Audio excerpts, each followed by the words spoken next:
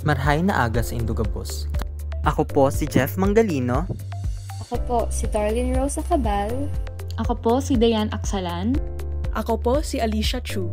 Ako po si Kim Ashley de la Cruz. Ako po si Ray Joshua Ladjahasan. At ako naman po si Julian Tarabi. Kami ang Rotation 2. Yaon kami sa sarong kambingan para ipahiling sa Indo kung paano bulungon ang pigsaning kambing. Bago magpuon, kaipuhan munang kuhaon ng mga susunod na materyales na kaipuhan ta sa proseso na ini. Magamit kita ng mga masunod: enot, agua oxinada o hydrogen peroxide. Panduwa, iringgilya na mayong dagom. Pantulo, gapas asin gasa.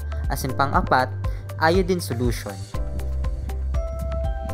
Enot, hahanapon ta ang mata o labot ng pigsa para makakolekta kita ng nana na iyong isusumite sa laboratorio para maaraman ta ang nagkakausakang infeksyon.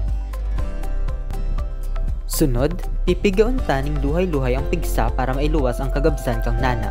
Ulit-uliton ang pagpiga para mayong matadang nana sa laog kang pigsa.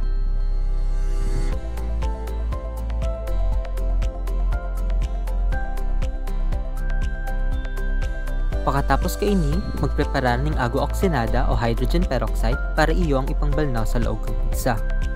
Gamit ang iringgilya, luhay-luhay ilaog ang agwa sa pigsa sa kapigaon para mailuwas sinilaog na agwa asin mga tada-tadang nana sa laog kang pigsa.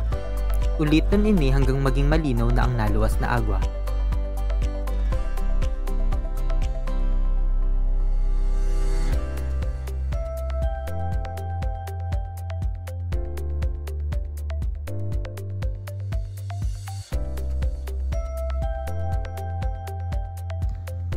Pagkatapos, linigon ang pigsa gamit ang gapas na ipapaagi sa labot kang lugad asin luhay-luhay na pagkayod kang gapas sa laog hanggang sa magdugo ini.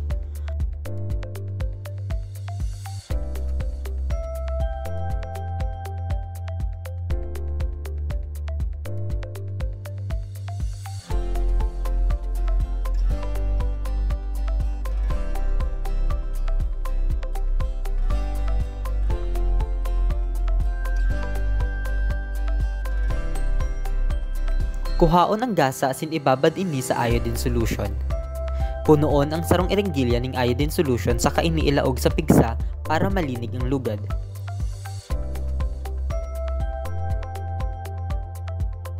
Pagkatapos mababad ang gasa, kuhaon ini sa kaluhay-luhay na ilaog sa pigsa hanggang sa mapuno ang laog ning gasa. Kaipuhan ini para makalikay sa bagong infection o mapano ulit ning nana ang pigsa.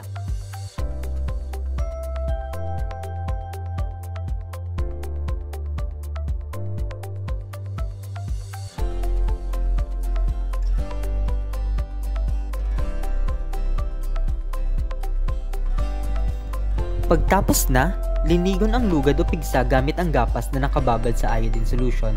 Magpuon sa pinakagitna kang lugad asin paikot parayo sa lugad. Aroal daw linigon ang palibot ng lugad asin ulitin ang proseso na ini kung kinakaipuhan o hanggang sa maghilom ang lugad. Sarong alternatibo na medisina para sa mga impeksyon ay iyo ang bayawas o Psidium guajava. Sa Pilipinas, haloy nang ginagamit ang bayawas para sa pagbulong sa manlain-lain na hiyalang, arog ang pagsusuka, kulog-tulak, ngipon, pag-abo, asin pagbulong sa mga lugad. Base sa pag-aadal na ginibo ni Biswas et al., epektibong bulong ang dahon ng bayawas sa pagpuksa ng mikrobyo arog ang Staphylococcus, E. coli, Salmonella, at Bacillus.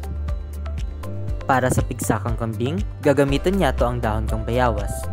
Papakuluan ini asin gagamiton ang katas panlinig kang lugad sa kagagamiton sa pinakuloang dahon pang tapal sa lugad. Enot, magkolekta ning dahon ning bayawas sa kahugasan ini ning maayos.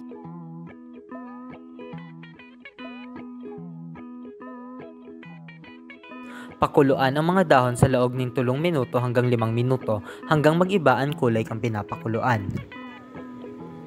Paliputan ng mga dahon asin sa tubig na pinakuluan bago gamiton sa lugad kang kambing. Gamitin niya to ang tubig na pinakuluan panghugas asin panlinig kang lugad para magada ng mga mikrobyo na posibleng magkausa ng impeksyon. Para sa mga dahon, direktang itapal ini sa lugad bago ibenda. Linigon ang lugad asin palitan ang dahon araw-aldaw hanggang maghilom ang lugad.